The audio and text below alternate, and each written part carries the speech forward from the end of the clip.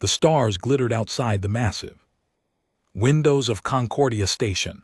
General Sarah Chen stood in her dress uniform, watching diplomats from 100 different worlds gather in the great hall. She was 67 years old and her hair had gone silver long ago. Her back was straight, her hands steady. She had spent 50 years of her life working for peace. Today was supposed to be simple.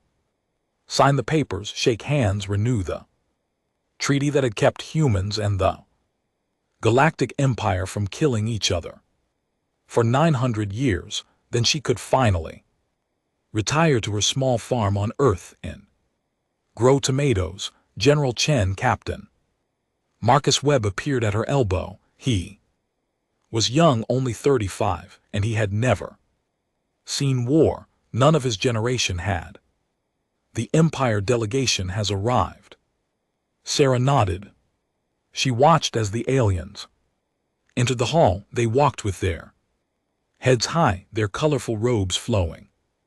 Behind them, at the front, was Ambassador Thrall, a tall creature with 4 arms and silver skin. His eyes held something Sarah did not like: contempt, arrogance. She had seen that look before, long ago. In history books, it was the look of someone who had forgotten why they should be afraid. The ceremony began. Boring speeches about friendship and cooperation filled the air. Sarah stood at attention, waiting for her turn to sign the treaty. Her mind drifted back to the war, the one her grandmother had fought in, the Human Empire War of 2947. The bloodiest conflict the galaxy had ever seen. Humans had been new to space. Back then, young, weak. The Galactic Empire had decided to take human worlds, to make humanity servants. They thought it would be easy. They were wrong. Humans did not fight like other species. They did not line up in neat formations. They did not follow the rules of war. They hit and ran. They hid in asteroids and attacked supply lines. They built weapons that terrified the Empire. Nuclear mines, biological agents, ships that could kamikaze at near light speed. The war lasted 30 years. Billions died on both sides. In the end, neither side won. They were both too exhausted to continue. The peace treaty was signed, not because humanity surrendered, but because both sides needed to stop before everyone was dead. That was 900 years ago.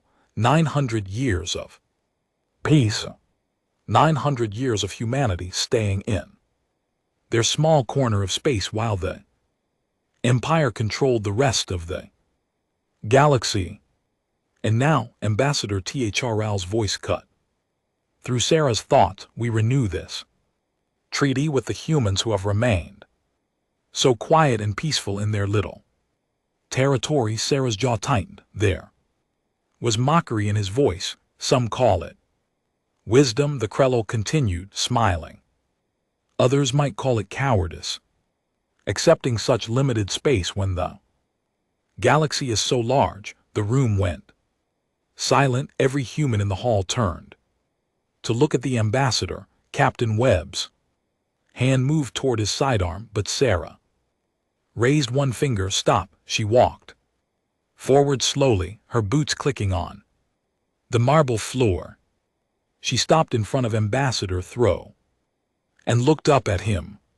He was twice her height, but somehow he was the one who stepped back. Ambassador, Sarah said quietly, my grandmother fought in the war. She told me stories before she died. Do you know what she said? The Krall said nothing. She said the hardest thing she ever did was stop fighting. She said humanity chose peace not because we were weak, but because we were tired of being monsters. Sarah's voice was soft, but every word carried across the silent hall. Our ancestors chose peace. Pray you never see what we choose instead. Ambassador laughed nervously. Such dramatic words, General. The war was 900 years ago. Surely humanity has evolved beyond such primitive violence. Sarah did not smile. We have, but evolution works both ways. We evolve to be better. At peace, we also evolve to be better. At war, she turned away and walked to the signing table. The ceremony continued. Papers were signed. Hands were shaken. Everything seemed normal. Then the doors exploded inward. Smoke filled the hall. Aliens in black armor rushed inside, weapons raised. Sarah's training took over instantly. She pushed Captain Webb down behind a table as energy bolts filled the air. Purity movement, someone shouted. They are the Purity movement. Sarah knew about them, radical aliens who believed the Empire should have finished the war 900 years ago, who believed humans were a disease that needed to be removed. She reached for her sidearm, but pain exploded in her chest. Once, twice, 3 times she fell backward, blood spreading across her uniform. The world moved in slow motion. She could hear Webb screaming her name. She could see the cameras still broadcasting to every world in the galaxy, billions watching. Good. Sarah grabbed Webb's collar and pulled him close. Blood bubbled in her throat, but she had to say the words. Had to make sure everyone heard. Protocol Omega, she whispered, but her voice carried through Webb's communicator. To every human ship, every human colony, every human military base, Protocol Omega is now active. Webb's face went pale. General, no, we can negotiate. We can. It is done, Sarah said. Her vision was darkening. I gave them peace. Now you give them justice. She thought of her farm of tomatoes she would never grow, of peace she had built for 50 years, and she thought of what would come next, what humanity had been preparing for in secret for 900 years. Just in case, the attackers were already running. Security forces were flooding the hall, but it was too late. The damage was done. Sarah Chen, the woman who had dedicated her life to peace, was dying on the floor of Concordia Station. And somewhere in 1,000 human military bases, Protocol Omega was awakening. Captain Webb held her as she died. Tears ran down his face. Around them, diplomats from 100 worlds watched in horror. The Empire delegation stood frozen, realizing what had just happened. Ambassador Thurl stared at Sarah's body. For the first time, his arrogant expression was gone. He looked terrified. What is Protocol Omega? He whispered. No one answered, but in the silence, every human in the room smiled. The same cold smile. 100 years of peace was over, and the Galactic Empire was about to remember why their ancestors had been so eager to sign that treaty. Sarah's eyes closed for the last time. Her hand fell limp in Webb's grasp. The woman who had built peace was gone. What she left behind was war, the kind of war humanity had spent 900 years preparing for, the kind of war that would make the first one look like a gentle disagreement. The cameras kept recording. Every species in the galaxy watched, and somewhere in the deep black of space, human ships began to move. Treaty was broken. The monster humanity had locked away for 9 centuries was waking up, and it was very, very hungry. 6 hours after General Chen died, President Elena Vasquez sat in the emergency council chamber deep beneath Geneva. Around the table sat the leaders of every human colony, their faces appearing on holographic screens. Some looked angry, some looked sad. All of Them looked determined. The Galactic Empire has issued a statement, Alina said, her voice tight with controlled rage. They call it a tragic incident. Rogue elements, they offer their deepest apologies. Apologies, Admiral James.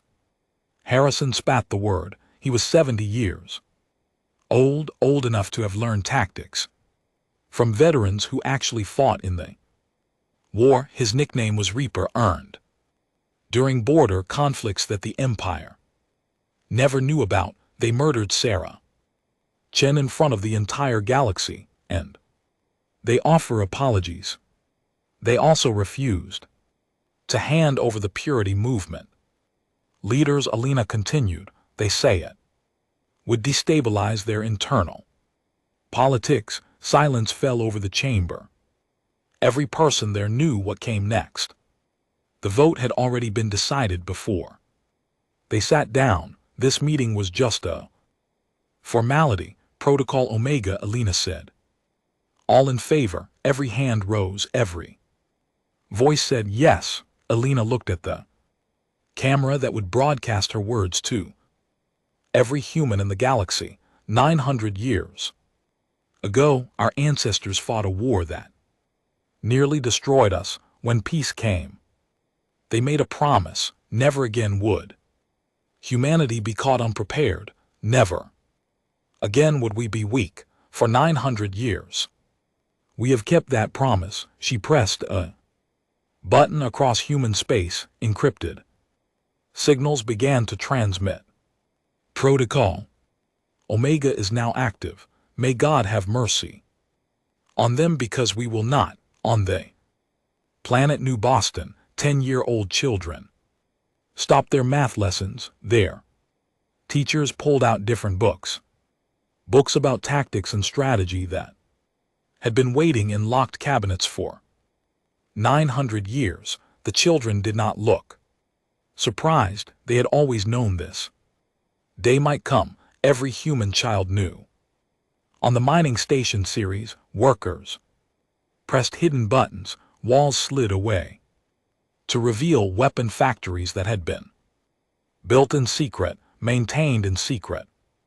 Waiting, the mining equipment had always been dual purpose. The refineries had always been able to produce military-grade materials. Now they switched over in minutes. On the cargo ship, peaceful trader Captain Lau entered a code into her ship's computer. The hull plating slid aside. Weapons emerged, massive rail guns and missile pods. The engines, which had been running at 20% capacity for 900 years, roared to full power. The ship shook as it transformed from a slow cargo vessel into a warship faster than anything the Empire had ever built. All across human space, the same scene repeated thousands of times, tens of thousands. Admiral Harrison walked through the corridors of military command, heading for a door that had been sealed for 900 years. Project Archive. He pressed his palm against the scanner and it opened with a hiss of old air. Inside, Dr. Yuki Tanaka waited. She was small, thin, and her eyes burned with an intensity that made even the Admiral nervous. She had spent her entire life working on Project Archive. Her mother had done the same, and her grandmother, a family dedicated to one purpose. Show me, Harrison said. Dr. Tanaka smiled. It was not a nice smile. We never stopped researching, never stopped developing. The Empire thought we were peaceful. We were just patient. She led him through the facility. It stretched for miles. Underground, laboratories, testing ranges, manufacturing centers, all hidden beneath the surface of Mars, disguised as mining operations. Nano-M machine swarms, Dr. Tanaka said, pointing at containers filled with gray dust. They can disassemble a ship atom by atom. Each machine is smaller than a blood cell, and they reproduce using enemy materials. She moved to the next section, quantum entanglement. Communicators, instant communication. Across any distance, the Empire still uses light-speeded transmissions. We can coordinate our forces in real time. They cannot. More displays, more weapons, each one more terrifying than the last. Biological agents keyed to specific alien DNA, viral AI that corrupts computer systems, missiles that can accelerate to 90% light speed, 0-point energy bombs, weapons that manipulate gravity itself. Harrison stared at the arsenal humanity had built. In secret, how, he whispered, how did we hide all this? Because we are patient, Dr. Tanaka said, and because we are very, very good at lying. Every scientist, every engineer, every worker who built this facility took an oath. The Empire has spies, yes, but they cannot spy on 900 years of secrets that billions of humans kept perfectly. She pulled up a holographic display. It showed human space from above, but there were markers, thousands of them, in places the Empire did not know about. Hidden bases, weapons platforms, shipyards, all concealed, all waiting. The Empire thinks we have 300 military ships. We have 30,000. They think our technology is equal to theirs. We are 900 years ahead. Harrison felt a chill run down his spine. We have been preparing for this war since the moment the last one ended. Yes, Dr. Tanaka said. Simply, General Chen gave us 900 years of peace. We used every single day to make sure that if war came again, we would win completely. Back in the council chamber, reports were flooding in. Every human colony was ready, every ship was armed, every soldier was mobilizing, but there was something else too. Images from human world showing something unexpected. People were gathering in the streets. Millions of them. They were not panicking, they were not protesting. They were standing in silence, holding candles honoring General Chen, and in that silence was something cold and hard, determination, unity, purpose. Alina watched the images and understood. The Empire had made a terrible mistake. They had killed a woman who represented peace, and in doing so they had given humanity something dangerous, a reason to fight that everyone agreed on, a cause that united every human from Earth to the furthest colony.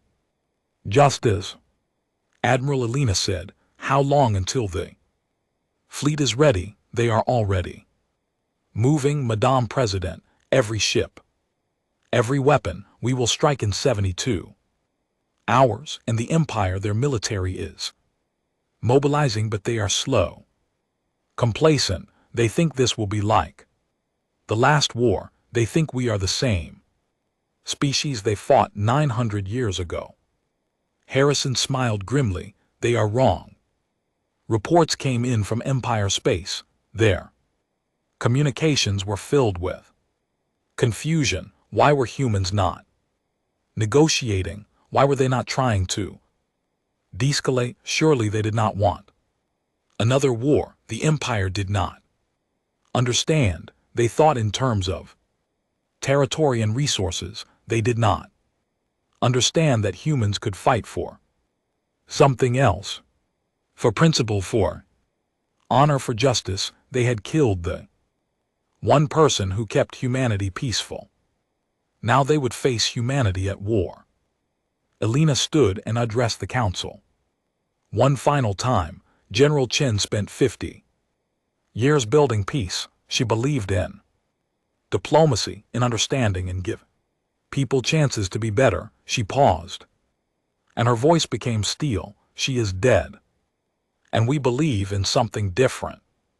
Now we believe in making sure that Anyone who murders our peacemakers faces consequences they will never forget. The Empire wants to know if we are serious. Let us show them. The meeting ended. Orders went out, ships moved into position, and in the Empire capital, Emperor Zartha Nanim sat on his throne, reading an ancient file that had been sealed for 900 years. A report from the last war marked classified and suppressed. It said, humanity does not fight wars, they fight crusades of annihilation. They do not seek victory. They seek the complete destruction of any threat. Peace was not our victory. It was their mercy. Pray they never go to war again. The emperor's hand shook as he read. Outside his palace, the stars began to move in strange patterns. Human ships, hundreds of them, thousands coming fast. The 900 years of peace was over, and the Empire was about to learn what humanity had been preparing for all this time. Ship Commander Krial stood on the bridge of the Imperial warship Eternal Glory, watching the scanners with mild boredom. His fleet of 300 ships was approaching the human colony of Kepler Station. This would be easy. A show of force. Humans would see the fleet and surrender. That was what High Command had told him. Humans were peaceful now. Soft. They had spent 900 years hiding in their corner of space. They would not fight a real war. Creel was not so sure. He had read the old reports, the ones his superiors ignored, reports about what humans did in the last war. But those were 900 years old, surely. Things had changed. Commander, we are approaching Kepler Station. His sensor officer reported, I am detecting 40 human ships. They are holding position. 40 ships against 300. Creel almost felt sorry for them. Open a channel, off them terms of surrender, but before they communication could be sent, the human ships moved. They did not retreat. They accelerated forward directly at the Imperial fleet. Sir, they are attacking. His weapons officer shouted. Creel watched in disbelief as 40 small human ships charged at his fleet. Madness. Suicide. All ships fire at will. Destroy them. 300 Imperial warships opened fire. Energy weapons lit up space. Missiles streaked forward, enough firepower to destroy a planet. The human ship scattered. They moved like nothing Creel had ever seen. Sharp angles impossible. Turns. They dodged between the energy bolts as if they knew where each shot would be before it fired. How are they moving like that? Creel demanded. No one had an answer. The human ships fired. Their weapons were different, not the energy cannons the Empire used. These were solid projectiles moving at speeds that made Creel's blood run cold. 90%. Light speed, maybe faster. The first Imperial ship exploded, then another. Then 5 more. Shields are not stopping them, his weapons officer screamed. The projectiles are phasing through our shield somehow. Creel watched his fleet die. Ship after ship exploded. The human vessels moved between them like dancers, firing with perfect accuracy, and there were other weapons, missiles that released clouds of something that ate through ship hulls, beams that seemed to cut through space itself. Sir, our targeting computers are failing. Something is interfering with our systems. Creel understood with horror. The humans were hacking them. In the middle of battle, they were taking over Imperial computers and turning the Empire's own systems against them. One of his ships opened fire on another Imperial vessel, then another. The fleet was shooting itself, confused, blind. Break formation, all ships scatter, but the human ships followed. They were faster, more agile, and there were not 40 of them anymore. Creole sensors showed hundreds of small craft launching from the human ships, fighters tiny, one-person vessels that should not even exist in modern warfare. The fighters swarmed through his fleet like insects. They were too small to target, effectively too fast to track, and each one carried weapons that could destroy a ship 1,000 times their size. Lieutenant Sofia Rodriguez sat in the cockpit of her fighter, her mind connected directly to the ship through neural interface. She did not think about flying, she simply wanted to move. And the ship moved. Her brain and the computer were one. She could feel the battlefield around her, every ship, every weapon, every target. Information flowed through her faster than any alien could process. Her grandmother had fought in the last war, had told her stories. Now Sophia understood why her grandmother had cried when she talked about it. War was terrible, but humans were very, very good at it. She selected 3 Imperial ships and fired. Her weapons were not like theirs, no energy cannons that could be seen and dodged. These were quantum entangled particles that appeared inside enemy ships and exploded. No way to block them, no way to stop them. 3 more Imperial ships died around her. 100 other human pilots did the same. They moved in perfect coordination, sharing information through their neural links, acting as one mind with 100 bodies. The Imperial fleet broke. Ships tried to run, but the human vessels were faster. They hunted down every ship that fled. Creel's ship was dying. Fires burned through the corridors. His crew was dead or dying. He had started this battle with 300 ships. Now he had 20, now 15. Now 10 jumped to hyperspace. He screamed, "Retreat, retreat!" His ship jumped. 5 others managed to jump with him. The rest were destroyed. Of the 300 Imperial ships, only 6 escaped. The human fleet had lost 3 vessels. 3 Creel sat in his damaged ship, shaking. They had not just lost a battle, they had been slaughtered casually, easily. The humans had played with them like a cat plays with mice. Back on Kepler Station, Admiral Harrison watched the battle reports with satisfaction. "Good," he said simply. "Send the data to every human fleet. Make sure they see what works." Captain Webb stood beside him, the man who had held General Chen as she died. His face was hard. "Admiral, the Empire is broadcasting. They are calling for negotiations. Tell them we will negotiate when they hand over the Purity Movement leaders. Until then we continue, and if they refuse." Harrison smiled, but there was no warmth in it. "Then we show them what humanity has been building for 900 years, ship by ship, world by world, until they beg us to accept their surrender."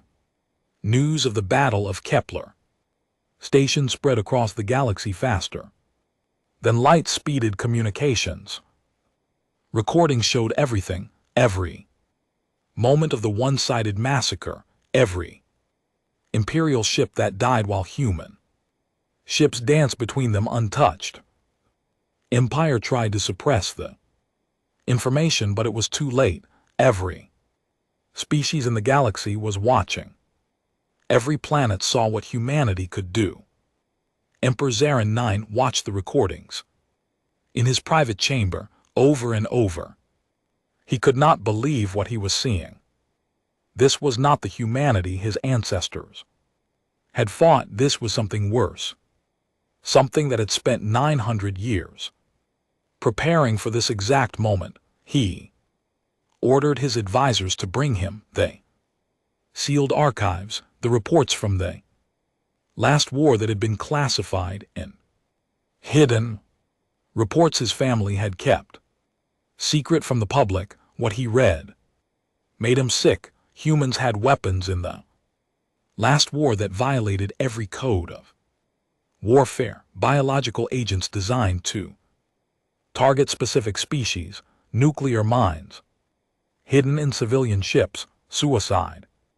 Attacks where entire colonies volunteered to die if it meant taking imperial ships with them. The war had ended not because the Empire won, but because the Empire's military leaders had begged for peace. They had seen what humanity was willing to do, how far humans would go, and that was 900 years ago with primitive technology. What could humanity do now? The Emperor looked at his advisors. How many ships can we mobilize? 10,000, Your Majesty.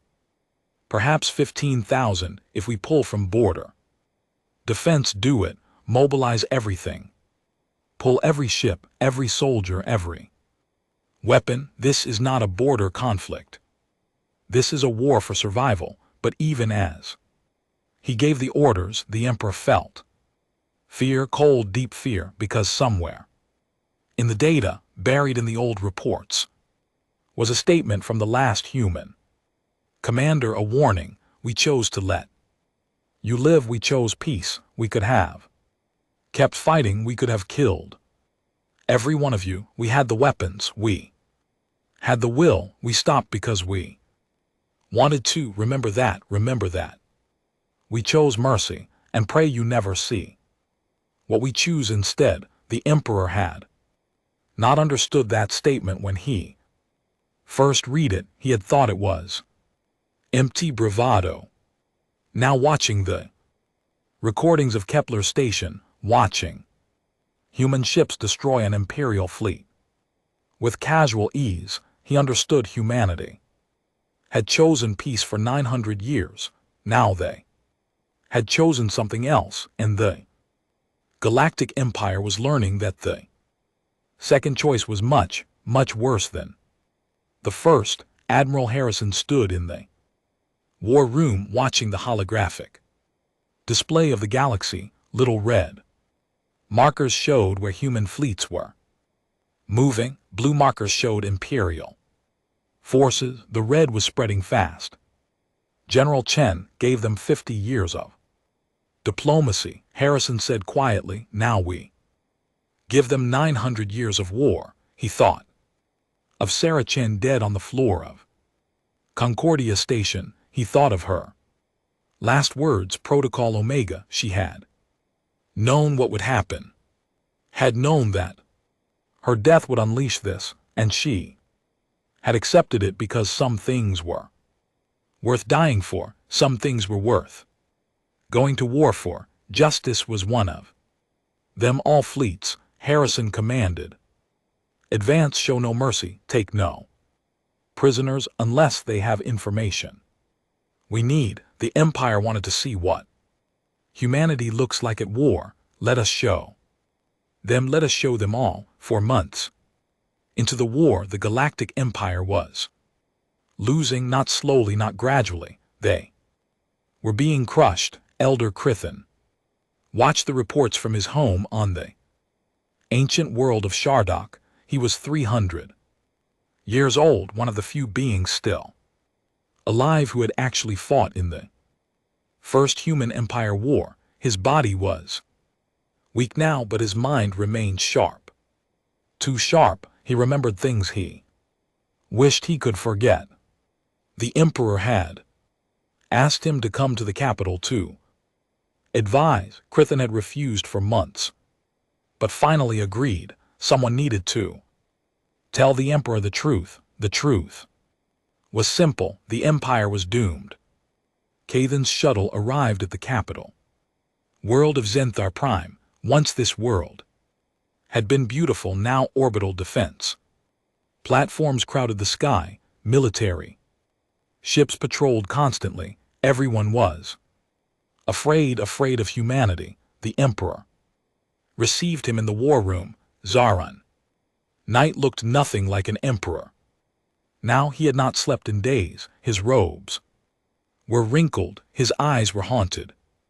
Elder Kathan, the Emperor said, "Thank you for coming. I need your wisdom. How did we fight them before? How did we achieve peace?" Krithan sat slowly, his old bones aching. "Your Majesty, we did not achieve peace. They gave it to us. I do not understand." "No," Krithan said sadly, "your family made sure you would not. They hid the truth. They told you we fought humans to a draw, that both sides were exhausted, but that was a lie." He activated a holographic display showing battles from the First War. "We were winning at first. We had more ships, more soldiers, more resources. We thought we would conquer them in months. The battles played out. Imperial fleets advancing, human colonies falling. Victory after victory. But then something changed. Humans stopped fighting like a civilized species. They started fighting to win at any cost." The holograms showed new images. Human ships ramming Imperial vessels at light speed. Colonies that destroyed themselves rather than surrender, taking Imperial occupation forces with them. Weapons that made Sethan sick to remember. They used biological weapons designed to attack specific species. We lost entire worlds to plagues that only killed us. Not them. They used nano-M machines that we did not even know were possible. They hacked our computers and made our ships fire on each other. They poisoned our water supplies. They sabotaged our trade routes. They did not fight battles. They fought a war of extinction. The Emperor stared at the images. "But we are here. They did not extinct us." Kathan said, "That is what I am trying to tell you." Near the end of the war, our military leaders realized we could not win. We had lost 70% of our fleet. A dozen worlds were uninhabitable, and humanity was still fighting with the same intensity as day one. They do not stop. They do not tire. They do not negotiate until they have completely destroyed the threat. Krathan stood leaning on his cane. "So we begged. We offered them anything: territory, resources, technology. We prostrated ourselves before them and begged for mercy, and they gave it. Yes, but not because we deserved it, because they were tired of killing, because even humans have a limit to how much death they can cause before it hurts them. They stopped not for us but for themselves." Kathan looked directly at the Emperor. "And your family hid this, made it seem like we negotiated from a position of strength, made it seem like the peace was mutual." The Emperor's face went pale. "Then this war is one we cannot win. They have had 900 years to prepare, 900 years to build weapons and ships and strategies, 900 years to make sure that if war came again they would win so completely that no one would ever threaten them again." Across the galaxy, human fleets were proving Kathan right. Commander Alex Park crouched in the ventilation shaft of an Imperial command center on the planet Thraxis. His twin sister Alexis was 3 levels below, planting explosives. They were part of Ghost Corps human special operations that did not officially exist. Alex checked his neural interface. The building security systems were offline. Alexis had already killed 12 guards and no one had raised an alarm. That was the difference between humans and other species. Other species had soldiers. Humans had weapons that looked like people, package delivered. Alexis whispered through their private channel, exfiltration in 60 seconds. Alex moved silently through the shaft. Below him, Imperial officers were planning their defense of the sector. They had no idea humans were already inside their most secure facility. No idea that in 60 seconds, everyone in this building would be dead. Alex emerged outside. Alexis met him at the extraction point. They nodded to each other and pressed the detonator. The building exploded, not with fire but with something worse, a nano-M machine bomb that would spread through the entire base, disassembling everything at a molecular level, buildings, computers, bodies. In 30 minutes there would be nothing left but gray dust. The twins disappeared into the night. They had 14 more targets on this planet. By morning, the Imperial military presence on Thraxis would be gone, and no one would know how it happened. This was humanity at war. No honor, no mercy, just results. On the front lines, the war was even worse. Admiral Harrison commanded a fleet of 5,000 ships. They moved through Empire space like a knife through flesh. Every Imperial stronghold fell. Every defense was broken. The Empire tried everything. They threw their fleets at the humans in massive battles. The humans destroyed them. They tried to defend their worlds. The humans bypassed them and struck at supply lines instead. They tried to negotiate. The humans ignored them. Hand over the purity movement leaders, humanity said, or we continue. The Empire refused. They could not admit defeat, could not show weakness, so the war continued, and humanity showed the galaxy what total war meant. They released biological weapons on military worlds, diseases that targeted soldiers but left civilians alone. The Empire called it a war crime. Humanity called it efficiency. They used AI viruses that corrupted Imperial computers. Entire sectors went dark as their technology turned against them. The Empire called it unfair. Humanity called it tactics. They destroyed trade routes and supply lines. Imperial worlds began to starve. The Empire called it cruel. Humanity called it strategy. Every weapon humanity had been developing for 900 years came out. Every terrible idea that had been stored in Project Archive. Things that made even human soldiers uncomfortable, but they used them anyway because General Chen was dead. Because the Empire had chosen to murder a woman who dedicated her life to peace. Because sometimes justice required horror. The Empire began to fracture. Some species started questioning why they were fighting. Why were they protecting the purity movement? Why were they dying for someone else's crime? Revolts began on border worlds. Imperial forces had to fight their own citizens while also fighting humanity. The Empire was collapsing from within. Emperor Zarin IX sat in his throne room watching his civilization die.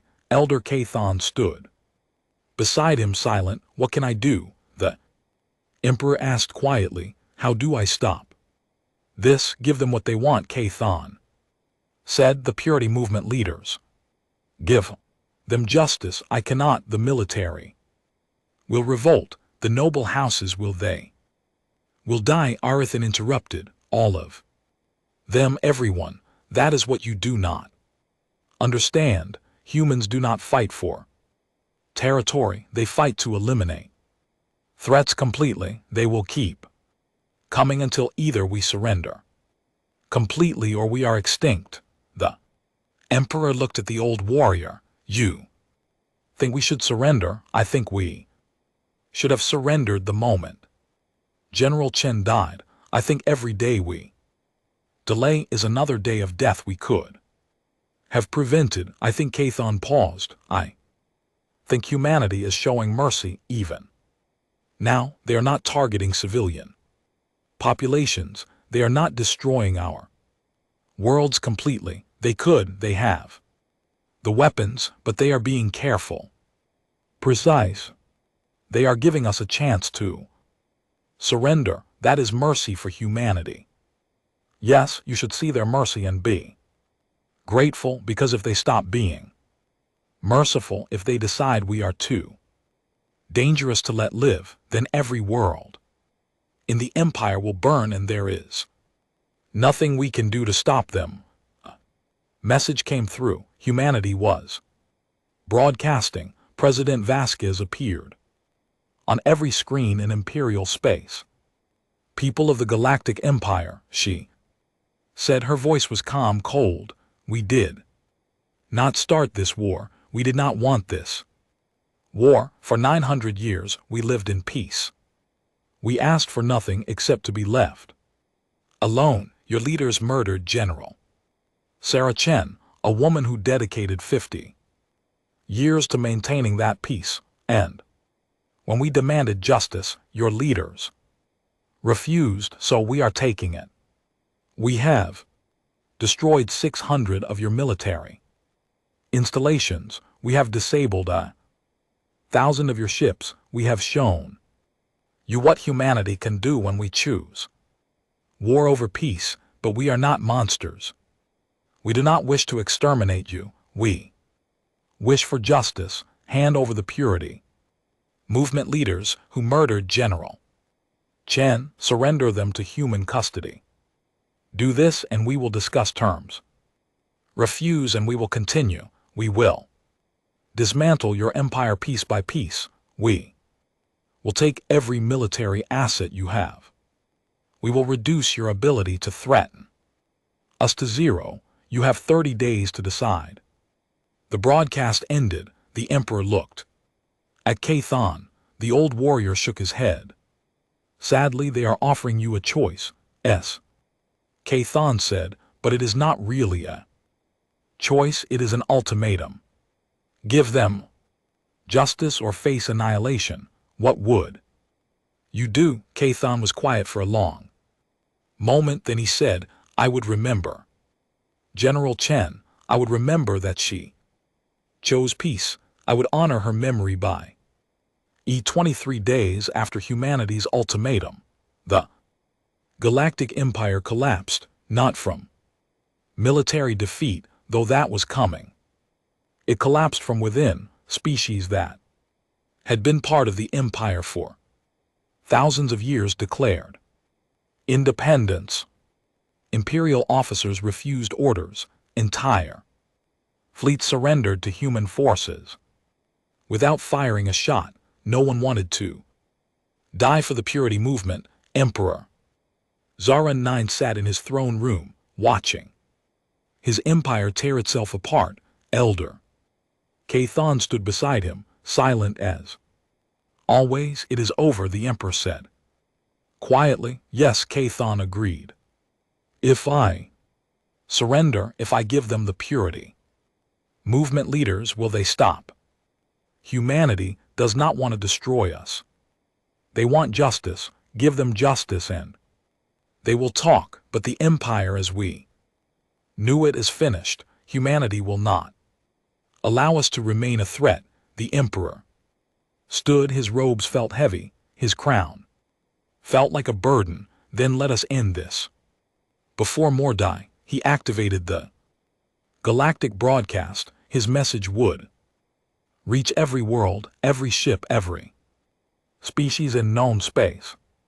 People of the galaxy, he began. His voice shook, but he continued. I am Emperor Zaran IX. For 4 months we have been at war with humanity, a war that started when extremists murdered General Sarah Chen. I was wrong. My government was wrong. We should have delivered justice immediately.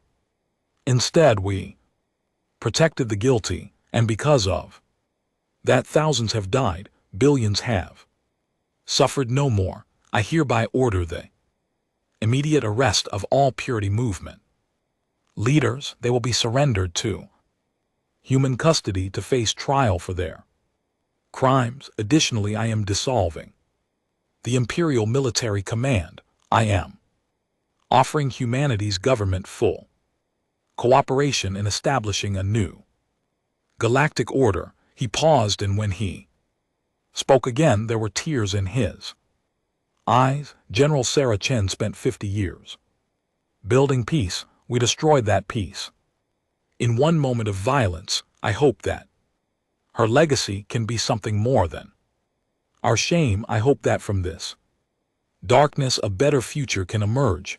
I surrender unconditionally. The broadcast ended. The Emperor sat back down, suddenly exhausted. Around the galaxy, weapons fell silent. President Elena Vasquez received the surrender while standing in the war room. On Earth, around her, the military commanders who had led humanity to victory waited for her response. Confirm the surrender, she said. Send word to all fleets, cease offensive operations, but maintain defensive positions. This is not over yet. Admiral Harrison nodded. What about the purity movement leaders? We will take them, we will try them, and we will make sure the galaxy knows what happens when you murder peacemakers. The trial was held on Concordia Station, the same place where General Chen had died. The location was deliberate. The message was clear. 12 purity movement leaders stood in chains before a tribunal. Not just human judges, but representatives from species across the galaxy. Everyone wanted to see justice done. The trial lasted 3 weeks. Every crime was documented. Every victim was named. The evidence was overwhelming. The verdict was unanimous. Guilty, but the sentence surprised many. Not death, life imprisonment in human facilities. The prisoners would be kept alive through human medical technology.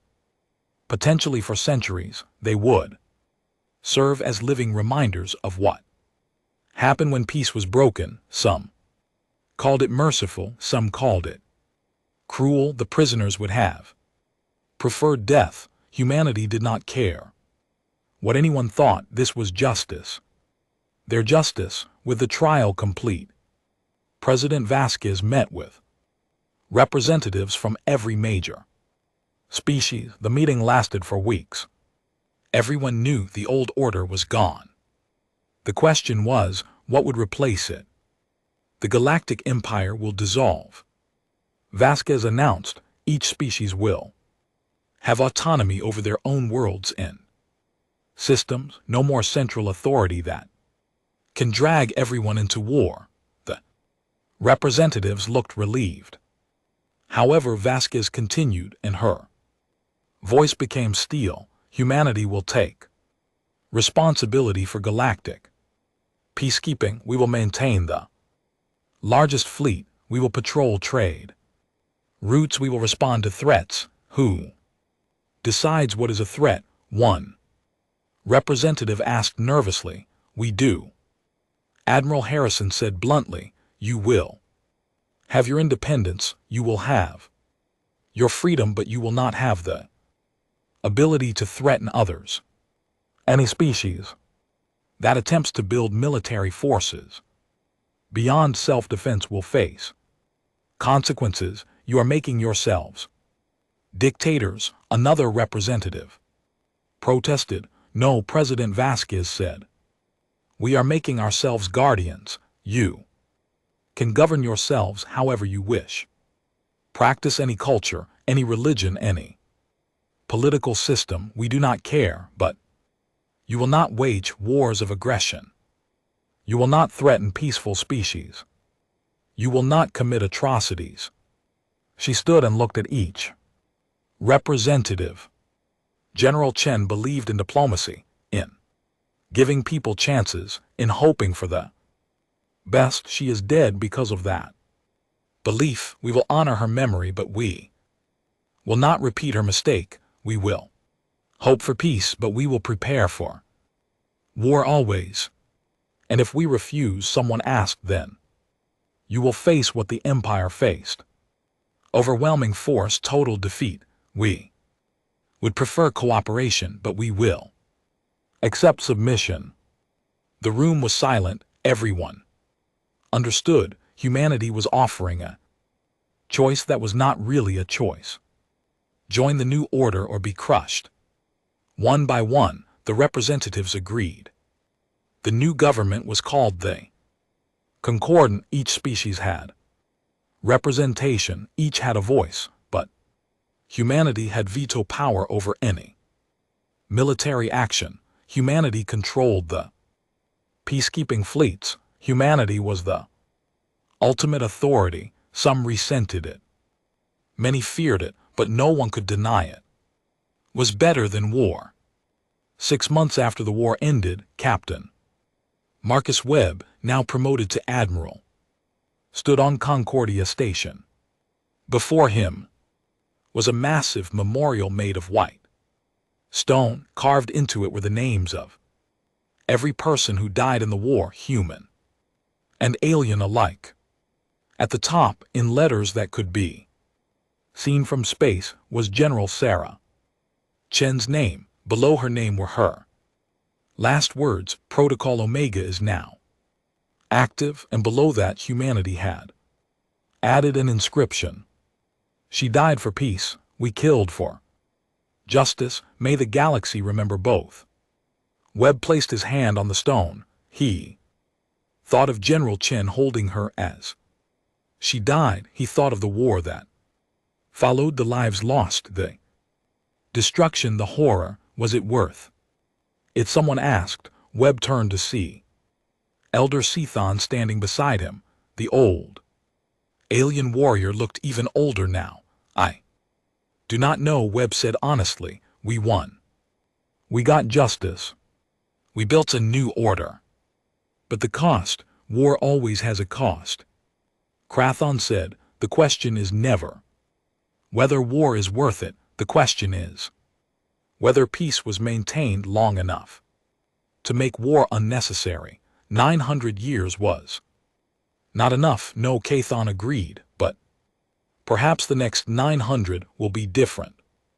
Perhaps with humanity watching, peace will last longer. Webb looked out at the stars. Human ships patrolled the space around Concordia Station. In fact, human ships patrolled everywhere now. Thousands of them, always watching, always ready. General Chen would have hated this, Webb said. She believed in diplomacy, not threats. General Chen was wise, Cathon said, but wisdom and reality do not always align. She built peace with words. You must maintain it with strength.